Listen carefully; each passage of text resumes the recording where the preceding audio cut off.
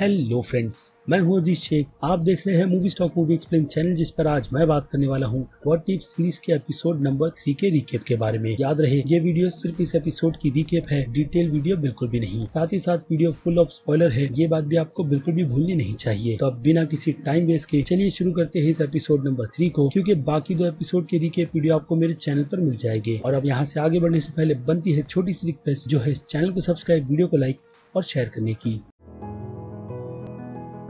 So friends, तो episode number 3 की शुरुआत होती है निक फ्यूरी और नताशा यानी कि ब्लैक विडो से, जो लोग टोनी स्टार्क से मिलने के लिए पहुंचे हैं, ताकि वो लोग टोनी स्टार्क को अपना आइडिया सुनाकर उसे कन्विंस कर सके अवेंजर्स की टीम ज्वाइन करने के लिए। यानी कि ये इवेंट आयरन मैन 2 फिल्म का है और निक फ्यूरी के आइडिया का, जिसे हमने एमसीयू के यूनिवर्स में काफी अच्छी तरीके से देखा है। और इस व्हाट इफ के यूनिवर्स में भी हम वैसी ही टीम बनते हुए देख रहे हैं अवेंजर्स की, जिसे ग्रीन लाइट शील्ड ने दी है और जिम्मेदारी निक फ्यूरी की है, जिसमें निक फ्यूरी, ब्लैक विडो और हॉकाई शामिल हो चुके हैं। लेकिन शुरुआत के सीन में हम 2 ही मेंबर्स को देखते हैं जो अगेन वहां पर आयरन मैन को कन्विंस करने के लिए आए हैं। लेकिन ये बातचीत आगे बढ़े उससे पहले ही टोनी स्टार्क पहले तो निक फ्यूरी को मना कर देता है, और टोनी स्टार्क की बिगड़ती हुई हालत को देखकर निक फ्यूरी नताशा को परमिशन देता है कि वो उसे लिथियम ऑक्साइड इंजेक्ट करे, जिसे हमने आयरन मैन 2 फिल्म में भी देखा था। और उस इंजेक्शन से टोनी स्टार्क को थोड़ी राहत मिली थी, बट यहाँ पर बिल्कुल भी नहीं, क्योंकि इससे टोनी स्टार्क की तबीयत बिगड़ती है और देखते ही देखते टोनी स्टार्क वहाँ पर फर्श पर गिरकर मारा जाता है, जिसका जिम्मेदार अब तो नताशा को ही माना जाएगा, क्योंकि उसी ने टोनी स्टार्क को इंजेक्ट किया था। जिसके बाद वॉचर आकर अवेंजर्स की सिचुएशन हमें बताता है इस यूनिवर्स की, कि कैसे आयरन मैन ने खुद का नाम बनाया, ब्रूस बैनर छुपकर भाग गया और अर्थ पर एसगार्ड से सीधे गॉड भी उतर कर आ गया। जिन सभी को मिलाकर एक ऐसी एवेंजर्स की टीम बनानी है जो लोग आगे चलकर उन खतरों का सामना करे जिनका सामना आम लोग नहीं कर सकते। यानी कि मेन टाइमलाइन के एवेंजर्स की तरह यहाँ पर भी इनका काम चित्तौरी आर्मी को रोकना है, जो लोकी उनके पास लेकर आता है। लेकिन अब जबकि टोनी स्टार्क की डेथ हो चुकी है, तो यहाँ पर सिचुएशन ही बदल गई है। जिसके बाद हमें अगले सीन में थॉर का हैमर न्यू मैक्सिको में ही दिखाया जाता है, जहाँ पर इन्वेस्टिगेशन करने की जिम्मेदारी कोल्सन को दी गई है। कोल्सन इसकी रिपोर्ट निक फ्यूरी को देता है, बट निक फ्यूरी फिलहाल तो अपने दूसरे बड़े काम में बिजी है, यानी कि उसी में कि टोनी स्टार्क को किसने मारा है। जिसके बाद वो कोल्सन को परमिशन देते हैं उस एरिया को सील करने की, जहां वो बाद में आकर इन्वेस्टिगेशन कर लेंगे कि वो चीज है क्या। और फिर आ जाए निक फ्यूरी पर, तो निक फ्यूरी वहां पर कुछ टाइम ब्रॉक से मांगते हैं नताशा से बात करने के लिए, क्योंकि निक फ्यूरी को पूरा भरोसा है कि नताशा ने टोनी स्टार्क को जानबूझकर नहीं मारा। और ये बात नताशा भी कहती है, और ये भी परमिशन मांगती है निक फ्यूरी से कि वो उसे ऑर्डर दे सिचुएशन से बाहर निकलने की। और निक फ्यूरी उसे उसी इंजेक्शन को देते हैं जिससे टोनी स्टार्क मारा गया था, ताकि वो पता लगाए इन सब के पीछे है कौन। और नताशा उस इंजेक्शन को लेकर बिल्कुल शांत ब्रॉक और उसके साथियों के साथ जाकर वैन में बैठ जाती है, जिसे अब वहाँ से सीधे अलेक्जेंडर पीएस के पास ले जाया जा रहा है रिपोर्टिंग करने के लिए। लेकिन ऐसा हो नहीं पाता और नताशा अपनी स्किल्स दिखाकर वहाँ से काफी आसानी से निकल जाती है, वो भी शील्ड के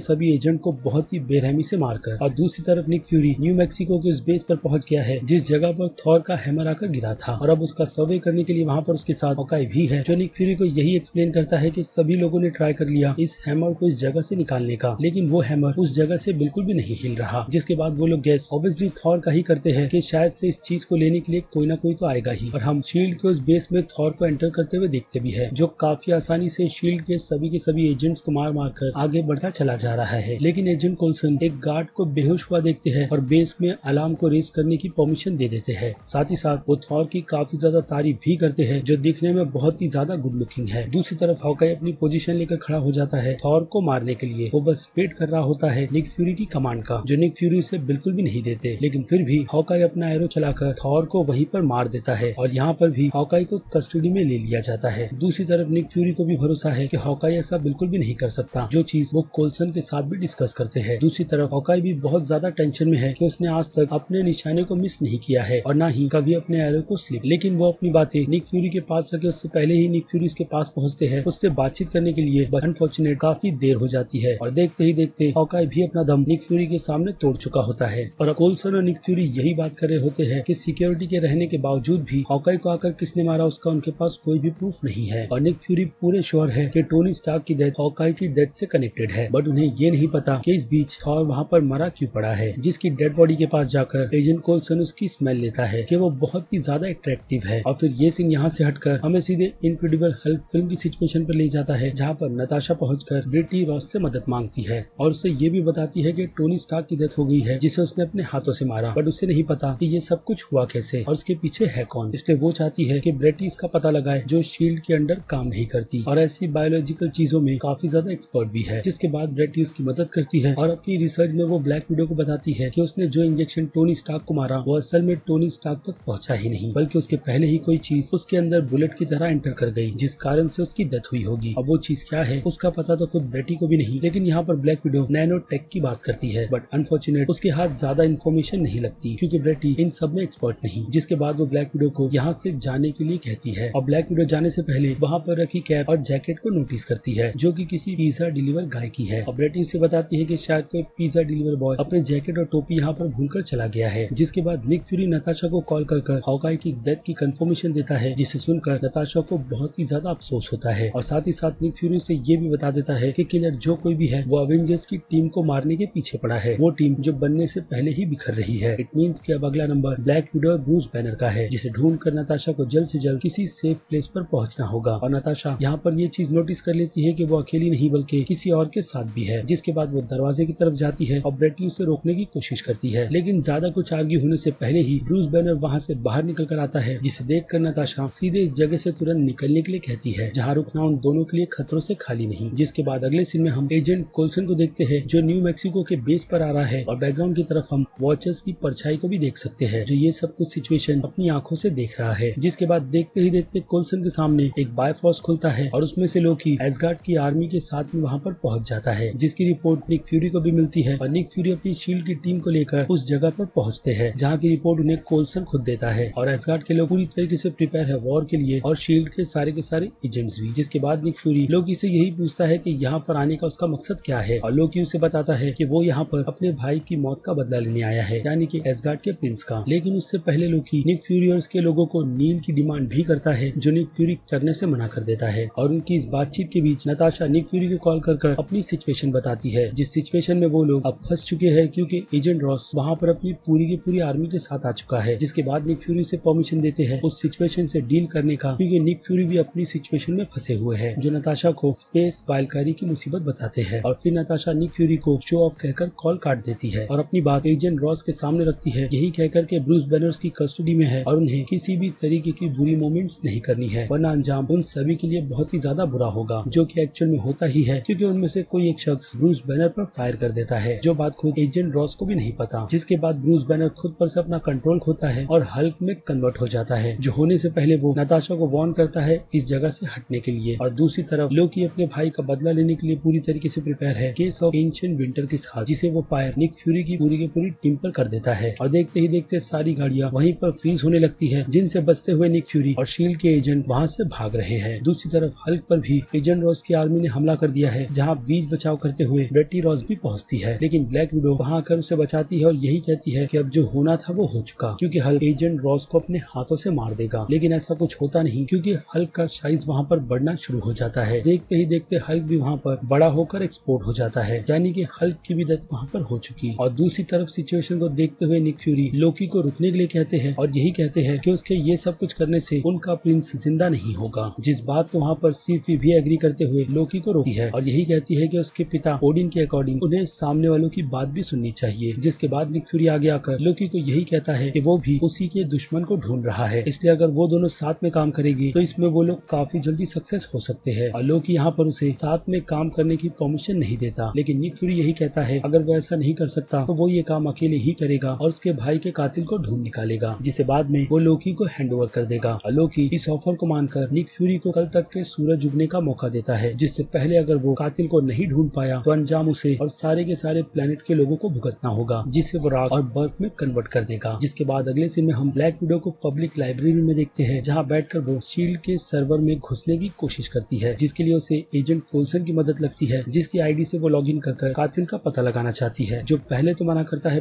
बाद में वो कन्विंस हो जाता है उसे पासवर्ड की आईडी देने के लिए। और आईडी स्टीव रॉजर के नाम की ही होती है, जिसे कोल्सन बचपन से ही काफी ज्यादा पसंद करता है। जिसके बाद नताशा को एहसास हो जाता है कि वो किलर उसे भी मारने के लिए पहुंच चुका है। जिसके बाद नताशा शील्ड के सर्वर में लॉगिन कर ये पता लगा लेती है कि 2 साल पहले मरी हुई शख्स फिर से अभी कुछ ही दिन पहले लॉगिन कैसे कर सकती है। यानी कि उसे कातिल का पता चल गया है, लेकिन उससे पहले ही वो किलर उसके सामने आकर उससे फाइटिंग शुरू कर देता है। जिससे पहले ब्लैक विडो निक फ्यूरी को भी कॉल लगाती है ताकि वो उसे सच बता सके, लेकिन अफसोस ऐसा कुछ हो नहीं पाता और नताशा मरने से पहले उसे उम्मीद की बात बताती है और फोन कट जाता है। जो चीज फिलहाल तो निक फ्यूरी को बिल्कुल भी समझ नहीं आती कि ये उम्मीद का मतलब है क्या, जिसे बैठकर अब भी वो कैफे में सोच ही रहा है। नताशा की फोन पर बातों को रिपीट कर जहाँ पर कोल्सन आकर उसे यही बताता है कि उनके पास ज्यादा टाइम है नहीं और निक फ्यूरी ने जितना टाइम लोकी से मांगा है वो भी निकलता चला जा रहा है। और अब ब्लैक विडो के बाद लिस्ट में एक और नाम निक फ्यूरी का भी बचा हुआ है जो इस टीम का हिस्सा है। जिसके बाद निक फ्यूरी के दिमाग में अवेंजर्स की टीम के एक और मेंबर का नाम भी आता है, जिसके लिए वो सीधे अपनी कार में जाते हैं और कैप्टन मार्वल के दिए गए उसी पुराने पेजर को निकालते हैं जो उसने उन्हें 90s के टाइम पर यही कहकर दिया था कि अगर कुछ बुरा होगा तभी वो उन्हें मदद के लिए बुला सकता है। जहाँ पहुंचकर निक फ्यूरी फिलहाल तो कैप्टन मार्वल को नहीं बुलाते बल्कि उम्मीद के उसी डायलॉग को रिपीट करते हैं जिसे लेकर उन्हें आइडिया हो गया है कि उनकी मंजिल है कहाँ पर और कातिल है कौन। लेकिन इसके लिए निक फ्यूरी को लोकी की मदद चाहिए, जिसके लिए उसे पहले परमिशन डिस्ट्रॉयर से लेनी होती है। जिसके बाद हमें अगले सीन में आसमान में वॉचर नजर आता है और जगह है सैन फ्रांसिस्को की कैलिफोर्निया की, जिस जगह की ग्रेवयार्ड में Nick Fury Hope Van Dyne की कब्र को देखने के लिए पहुंचा है जो कि 2 साल पहले मारी गई है। और फिर वहाँ पर निक फ्यूरी सीधे हांग पेंग का नाम लेता है जो वहाँ पर आकर निक फ्यूरी का सामना करता है और निक फ्यूरी को यही बताता है कि उसके घटिया शील्ड को ज्वाइन करने की वजह से उसकी बेटी मारी गई। जिसके बाद निक फ्यूरी उसे यही बताता है कि उनकी एजेंट एक मिशन में मारी गई थी। जिसके बाद हांग पेंग निक फ्यूरी को यही कहता है कि वो कोई एजेंट नहीं बल्कि उसकी बेटी थी, जिसकी माँ की मौत के फायदे को उठाकर निक फ्यूरी ने उसे कन्विंस कर लिया शील्ड को ज्वाइन करने में। लेकिन यहाँ पर वो अपनी बातों से उसे बिल्कुल भी फंसा नहीं सकता क्योंकि दुनिया को बचाने का जो प्लान उसके दिमाग में चल रहा है वो बिल्कुल ही घटिया है, बिल्कुल शील्ड की तरह। जिसके बाद निक फ्यूरी भी हांग पेंग को कहता है कि उसकी इसी नफरत ने उसे कातिल बना दिया जिसने Tony Stark, Clint Barton, Bruce Banner और नताशा रोमानोफ को मारा है। जिसके बाद हम फ्लैशबैक में यही देखते हैं कि हांग पेंग ने अपने मिशन को किस तरीके से अंजाम दिया, जिसमें टोनी स्टार्क को उसने तब मारा जब नताशा उसे इंजेक्शन लगाने ही वाली थी और हॉकाई के हाथ के फिंगर को स्लिप करवाकर उसने सन ऑफ एसगार्ड यानी कि थॉर को भी मरवा दिया जो उस टाइम पर वर्दी नहीं था, इसलिए हॉकाई के एरो से वो काफी जल्दी मारा गया। जिसके बाद सिक्योरिटी की नजरों में बिल्कुल भी ना आते हुए उसने हॉकाई को भी इसी तरीके से मारा और ब्रूस बैनर को भी उसने फायदा उठाकर तब मारा जब ब्रूस बैनर हल्क नहीं बना हुआ था और उसके शरीर में घुसकर उसने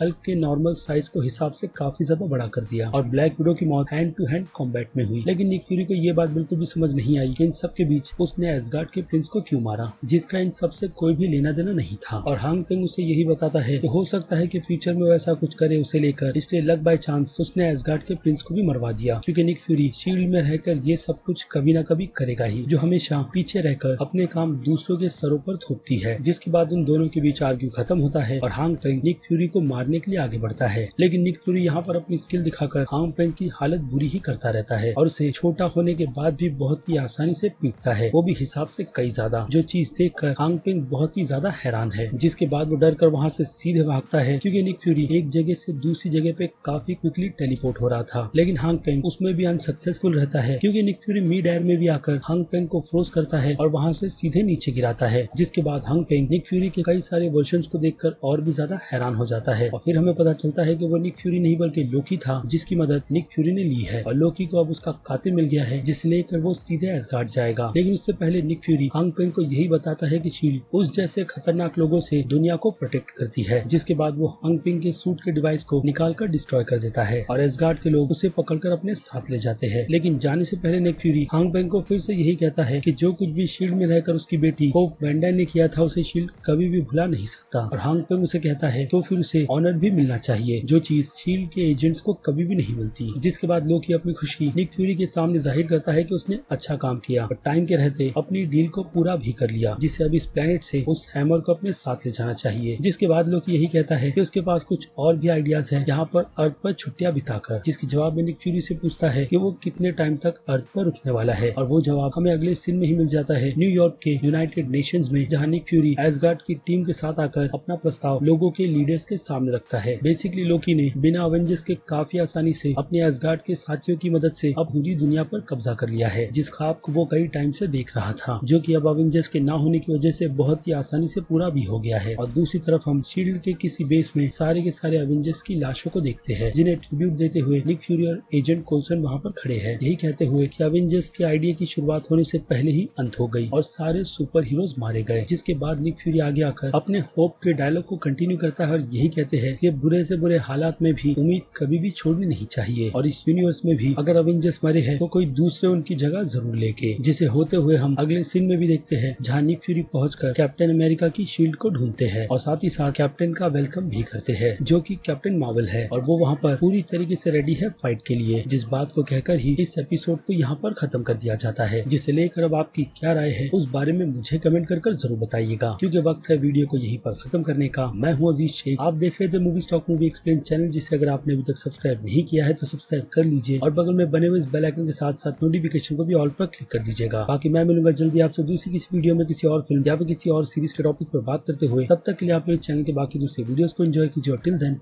बाय।